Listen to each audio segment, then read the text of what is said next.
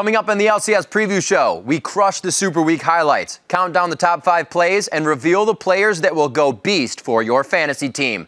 Don't touch that browser. The LCS Preview Show starts right now.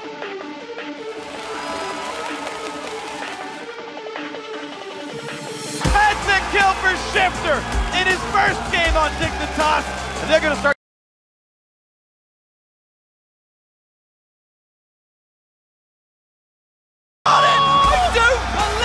That's just happened. How have they let it go through?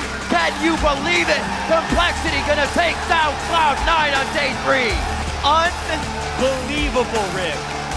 That's a flip part again. Yes. Technically a delayed pentakill, but sadly it doesn't count for a +10. LNQ will go 4-0 on Super Week. They can play fast or they can play slow. Either way, it's gonna end in victory for these guys.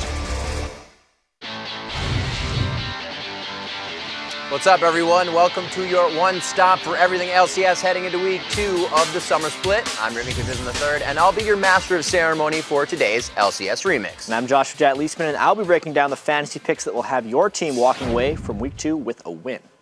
But before we jump into Week 2 of the Summer Split, let's hit rewind and check out the biggest games from Super Week 1, including an incredible start to the split by a team that nobody thought would even be in the league. But first, we kick off the highlights with a rematch of the Spring Playoff Finals, the champs Fnatic versus the runner-up SK Gaming.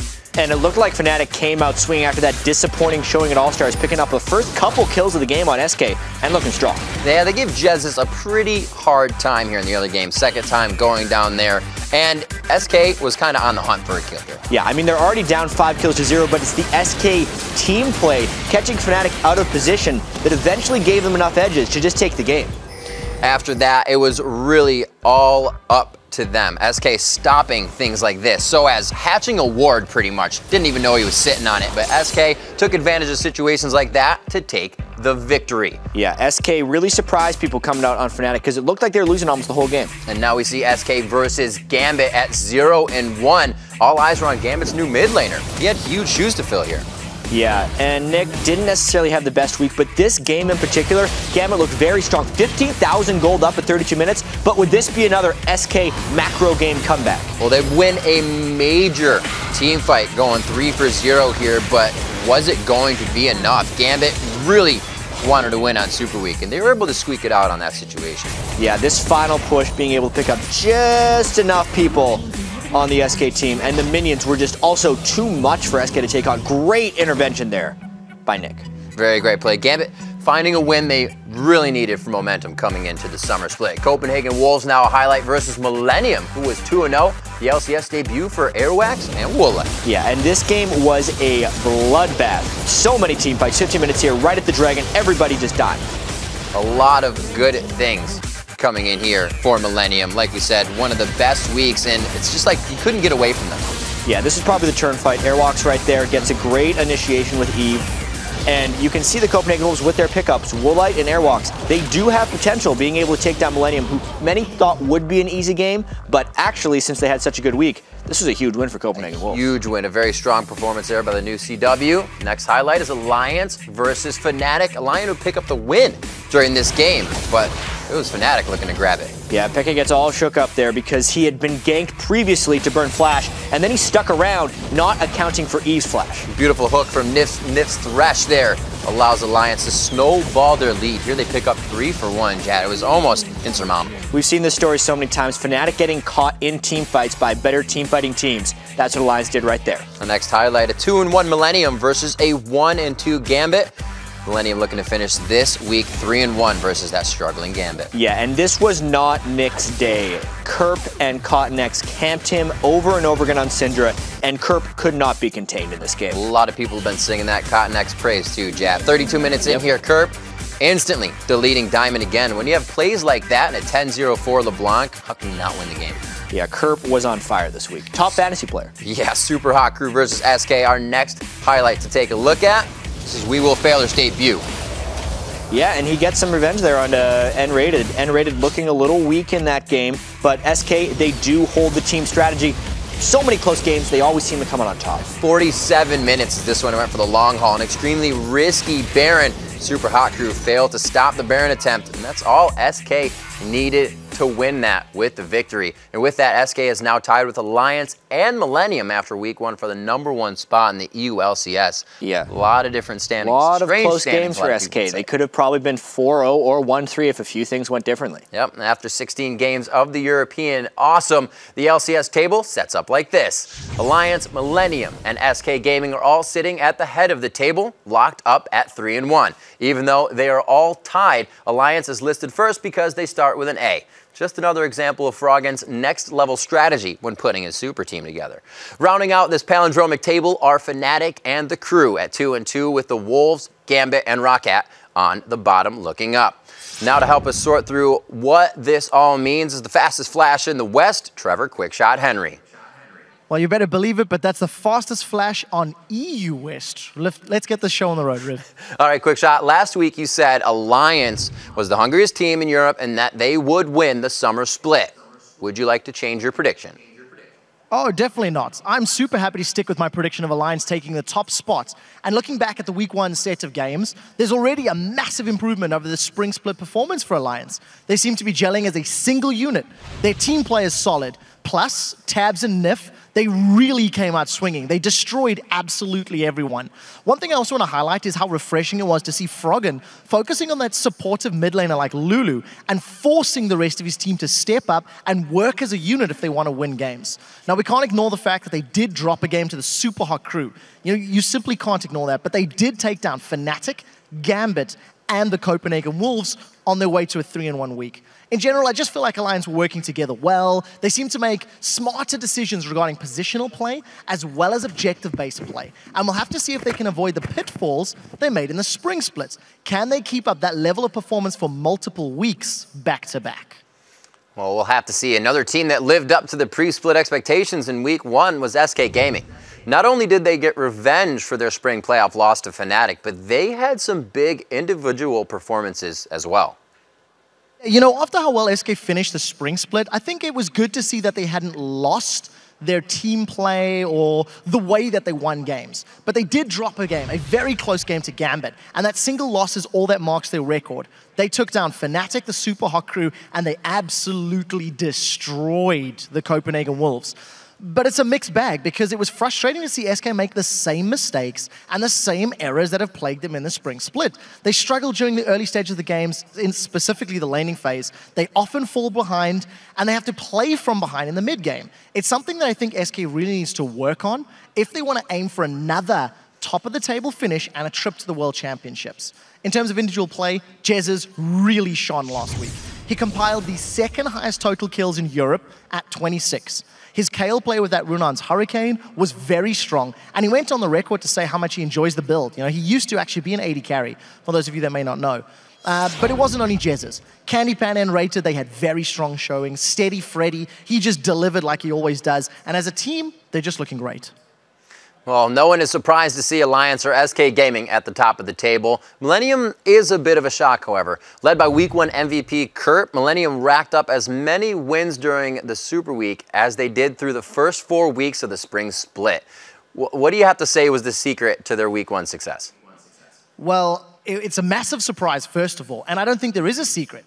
I think just as a fact, the whole team performed phenomenally. They all stepped up. Kerp, he just played like a man possessed. He turned games in his team's favor over and over. Creatine and J-Ree, they stepped up their level of performance. And Creatine, for me, was the most impressive AD carry of the week. You can't not talk about Cotton-X either. I think he finally settled into his position. He played a multitude of champions, all to a fantastic ability. And when all of their individual play was great, the team really pressured objectives well, especially after finding kills. If you compare Millennium from last split to this split, the change is outstanding. They've really shown a lot of growth, at least during Week 1. We need to see if they can perform at that level over a longer period of time. And then just as one aside, I really want to praise Millennium's conceptual play regarding their level 1 invades and their trinket usage. They used that blue trinket start on Kevin quite a few times, and they showed a willingness to arrest dominance in the super early stages. So Millennium makes early game plays. It's a trait that they carried over from the spring split, but this time they're making it count, and it feels more positive. All right, Quickshot, thanks for the knowledge buff, but now I've got to make a European lane swap and say goodbye to you. Goodbye, Quickshot. And say hello to Shox. Hello, Shox. Hello, Riv. I missed you last week. Missed you as well. All right, Shocks, you recently had a chance to speak with the teams that struggled during the week 1 of the summer split and get their take on their own performance. Let's start with Gambit. They played their first LCS game without Alex on the roster. How did the team feel taking to the Rift without their former mid laner? Well, when I spoke to Edward earlier this week, he said that it was a little weird practicing without Alex, but when it came to game day, it wasn't weird at all. Edward expressed a lot of confidence in Nick, saying that Nick always tries hard, no matter who his opponent is, and that Nick will speak up and voice his opinion with his new teammates. Now, when I asked Edward whether Nick will become a permanent member of Gambit, he told me, quote, "We didn't try out any other mid laners. I'd like to keep him on our team, and I hope it's going to happen. I can't say 100% though, because I'm not alone in the team." Well, Shocks, if Edward gets his way and Nick is the permanent mid laner, it does mean we'll have to sadly say goodbye to another new member of Gambit. When Alexis say he's leave, we need to find a new mid laner. So I have decision to don't save until we find the mid laner. I think it's to show that we are prepared for a new season of LCS. So I read the comments. If people love my style, maybe I'm leave it. Well, I absolutely love the style. It's almost as impressive as your beard, Riv. I think he's really onto something with that, and we'll have to see if Gambit does any better. Now let's shift our attention off of Darian's face and to the Wolves, who added 2 new members to the pack over the midseason hiatus. How do the Wolves feel heading into week 2 of the summer split? When I spoke to Youngbuck about Super Week, he said we were satisfied with going 1-3 against the top 4 teams, but he continued to say that they were unhappy about their last 2 losses where they were, quote, run over with ease. Youngbuck said that his team knew that they wouldn't have the best performance in the early weeks of the summer and that they just wanted to have their new players experience what it was like to play in the LCS. He believes that they have the potential to grow a lot and that they already showed great teamwork in their games. Now, Youngbuck is very optimistic about the summer, saying, quote, "We have played the top 4 teams, and in the next 2 weeks we play the bottom 4, and after the next 2 weeks it'll be easier to tell where we stand as a team." And the third team who finished Super Week with only 1 win was Roccat. They're the only team at the bottom of the table who didn't make an off-season roster swap despite a shaky end of the spring split. How's the squad feeling heading into their matchup against first-place SK Gaming today? When I spoke to Vander, he was understandably upset about their 1-3 Super Week record. He said that the only game he thought they deserved to lose was versus Millennium. He felt that they were unlucky versus the Super Hot Crew and they threw the game versus Fnatic. Now, when I asked him why he feels they have been struggling lately and whether he feels that the teams have figured them out, Vander replied that the style of play is always shifting and they are playing different than they were before, but so is every team.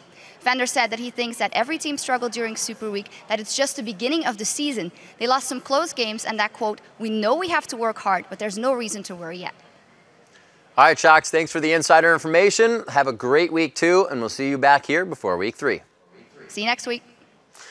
All 3 of the 1-3 teams will have a chance to even up their record this week as every European LCS team heads to the Rift twice over the next 2 days. Coming up immediately following the LCS Preview Show, it's a battle between the 2 most successful European franchises in league history, Fnatic versus Gambit. That'll be followed by the Wolves versus the Crew. Then it's a battle between first place Millennium and first place Alliance. And wrapping up your Thursday of LCS, it's Roccat versus SK Gaming.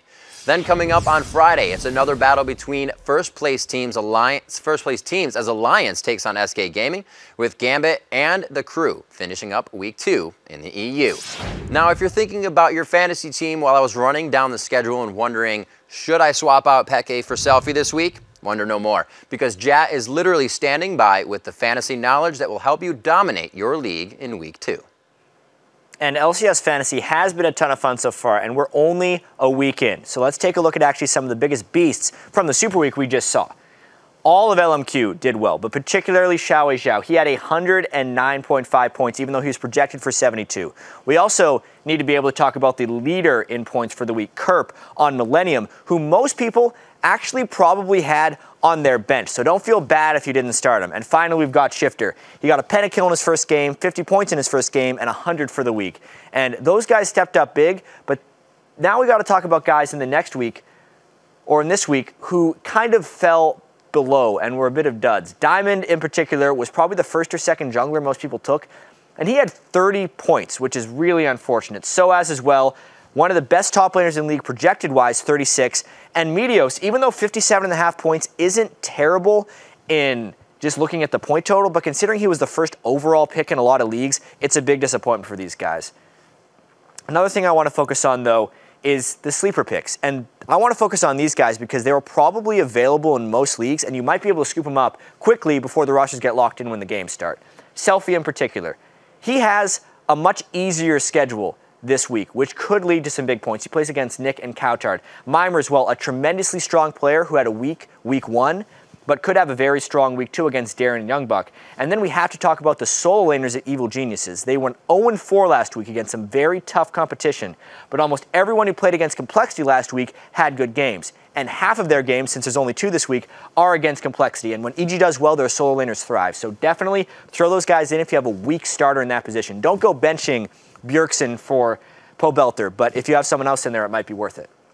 And then there's also guys to watch out for, the guys that have more difficult schedules this week and had amazing weeks last week. Kerp, there's a lot of hype around him, but he was on people's bench at the start of the year for a reason, because he wasn't expected to perform. Be wary of starting him over some of the top-tier picks. Shifter as well is against Xiao Xiao and Bjergsen. Those are really difficult matchups for him.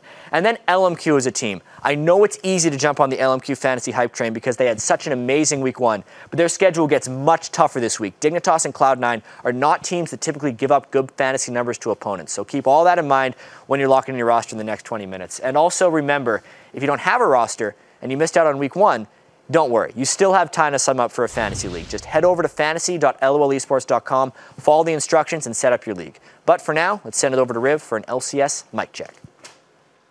Thanks, Jat. Some of the coolest moments in an LCS broadcast are the replays of what the players are saying during the game or singing before the match. And while some of it is tactical brilliance, eloquent strategy, or a mind-blowing string of obscenities that would make Miley Cyrus proud, the rest of it sounds a little something like this. It's time for All Chat. You know, that's the theme of the last Pink Floyd album, The Division Bell, that communication solves everything. I'm coming over. Okay, I'm on Lulu. I'm ulting. I'm gonna ult them. Shyvana. No flash. Go. Yasu! Okay, back forward. Yasu! Full light. Nice! Keep going, I'm TP. Yeah, we get them all. I got a sniper. Great job. Listen. Get it. Good job. You say it? Clear call. Clear calls. Clear good plans. Good plans. Yeah. Okay. All right, we won. All right, we're good. We won, man. We won. Back up. Here's my turn.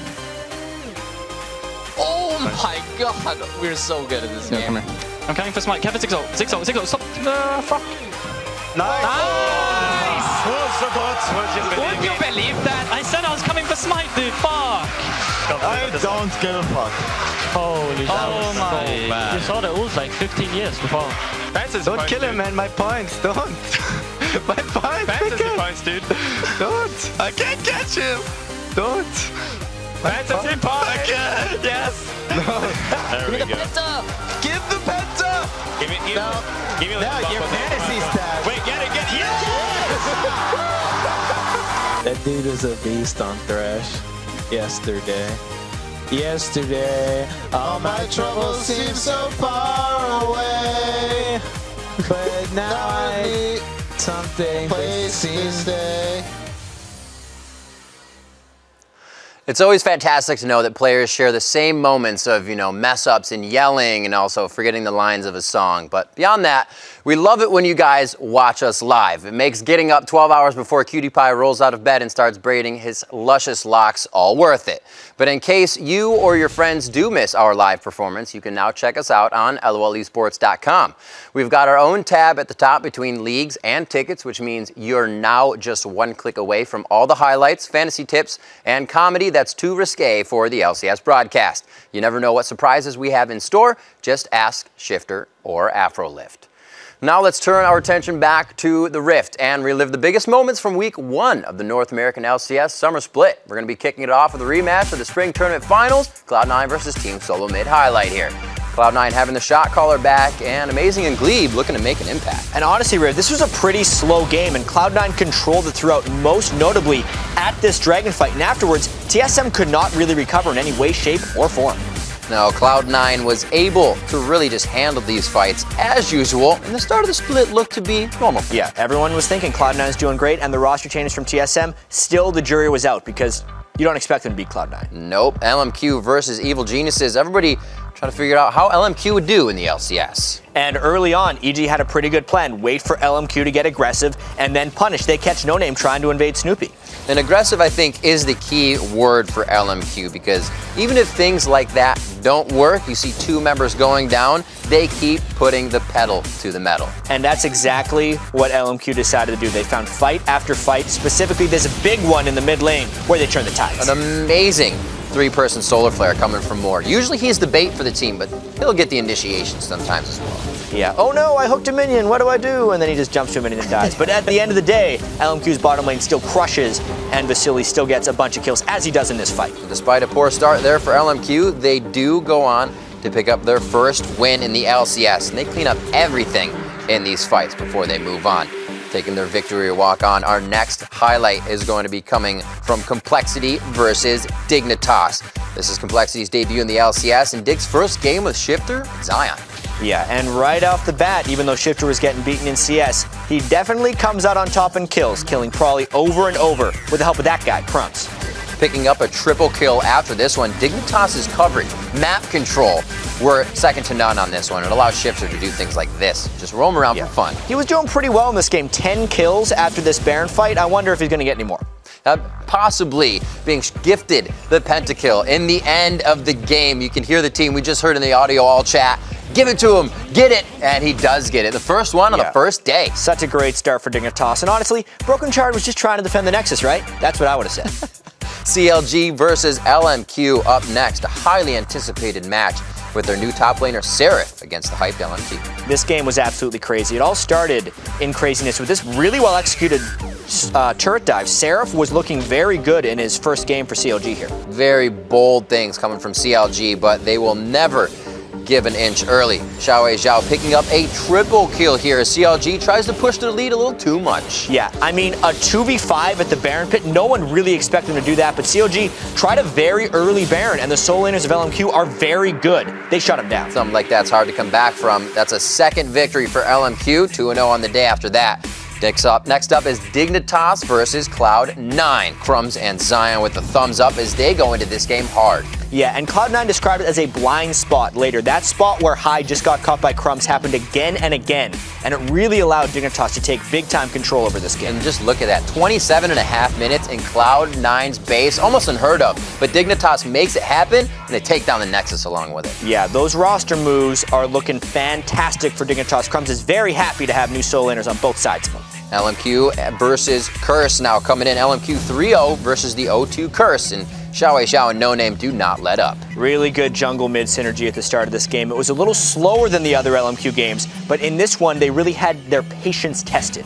Very good point on the slow work. LMQ did what they could. Xpecial trying consistently with the flash engages, but LMQ seemingly always has Ackerman there as a tank to help tear through the fights. Yeah, there was a lot of baiting of Xiao's LeBlanc in this one that really prolonged the game, but LMQ found the fights they needed down the stretch. Another more bait here, baiting out the Tibbers for 0 damage.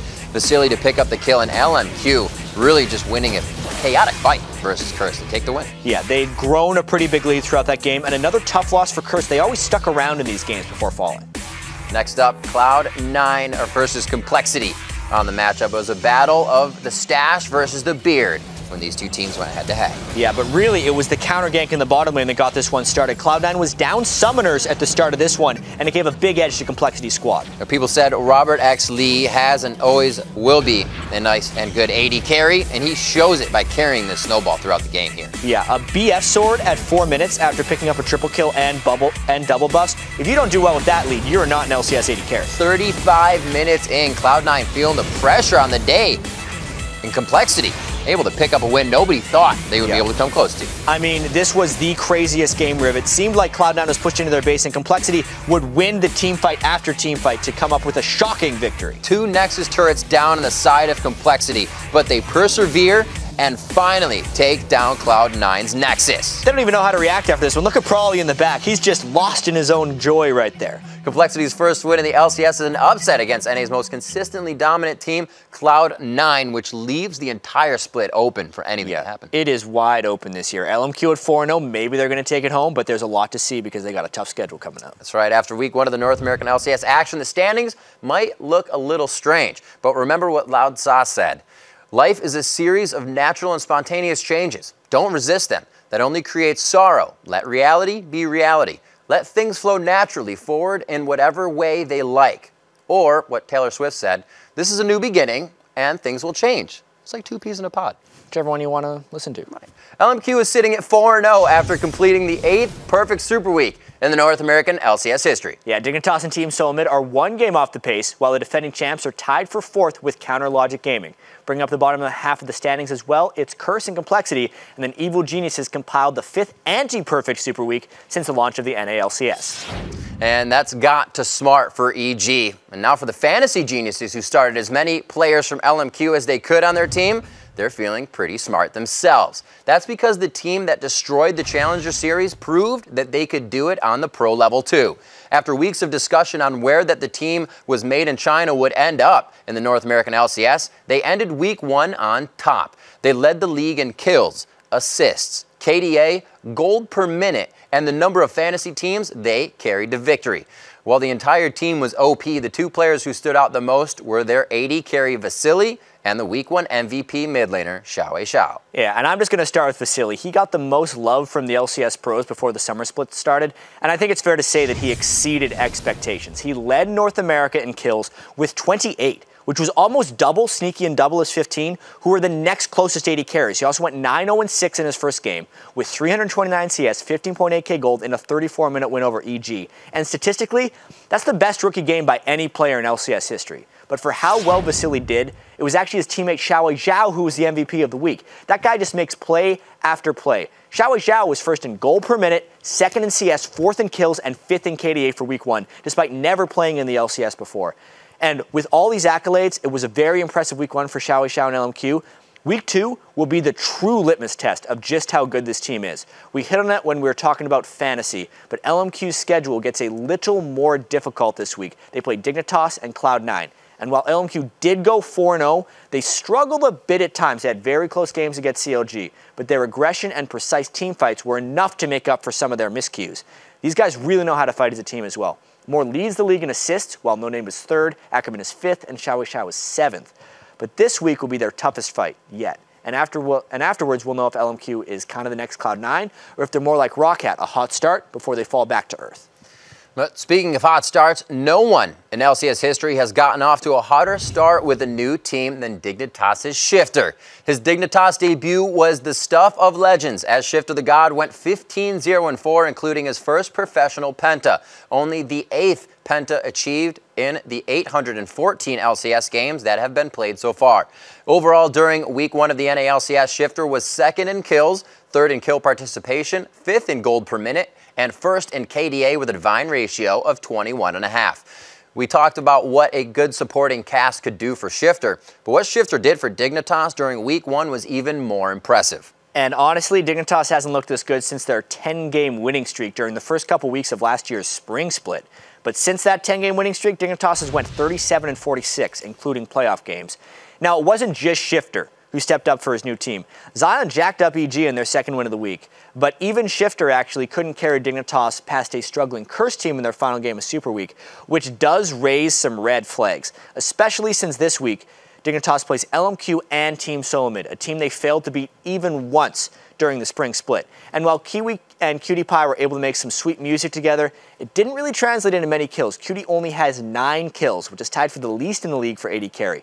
Crumbs, despite his presence in the jungle, only picked up 4 kills, which is the 2nd fewest for junglers in the league. He did have a lot of assists, though. Part of that is the Shifter's been so good. He took a lot of those kills. But when he was held in check versus Voyboy, the rest of Dignitas wasn't able to step up. And this week, Shifter's only going head-to-head against Xiao Zhao and Bjergsen. pretty tough matchups. And if history repeats itself, QtPie might not be much help. He has a 1.31 KDA against TSM last spring, so a lot of Dignitas has to do well. A proving week for them. And speaking of struggles, for the first time since they won their way into the LCS last summer, Cloud9 looked, well, average, if not bad at times. After taking out their TSM rivals in Game 1 of the summer split, Cloud9 was handed a pair of shocking defeats. First at the hands of Dignitas, and then by the struggling LCS rookies Complexity. But it wasn't just the losses, it was how they lost. Cloud9 looked lost on the Rift, and there were several plays that had everyone scratching their heads and wondering what happened to the most dominant team in LCS history. Yeah, Riv, in my post-game interview with Meteos after their win over COG, he brought up a lack of practice with High. And while that certainly could be part of the problem, there were some individual mistakes that looked like Cloud9 just didn't have their heads in the game, specifically in their game versus Complexity. Balls tried that weird teleport out of the top lane after a failed turret dive, or in the same game where High kind of zombie walked into Complexity's base and got killed. And it wasn't just the teamwork that looked sloppy, it was the individual play as well. So all these kind of bad things for Cloud9. But we have to remember, they lost to Dignitas in week 1 of the spring split as well. And then they also lost to TSM in week 3. And a lot of people thought that their time had finally come at the top of North America. But all they did was end the split on a 13-game winning streak and then sweep their way through the playoffs. So we know that Cloud9 is capable of bouncing back from this, and a win against LMQ this week would go a long way in proving that they're still the best team in the NALCS. And despite their week 1 struggles, Meteos and Cloud9 did help the LCS achieve a milestone. During their game against Counter Logic Gaming, Meteos took down Doublelift, and while that was only the 9,990th kill in the North American League history, Doublelift's death was the 10,000th death of all time. Congratulations, Doublelift. Your death mechanics are still pristine. During the rest of that game between Counter Logic Gaming and Cloud9, the teams managed 2 more kills, bringing the all-time kill count up to 9,992 kills, which means we'll probably reach kill 10,000 during the game on Saturday.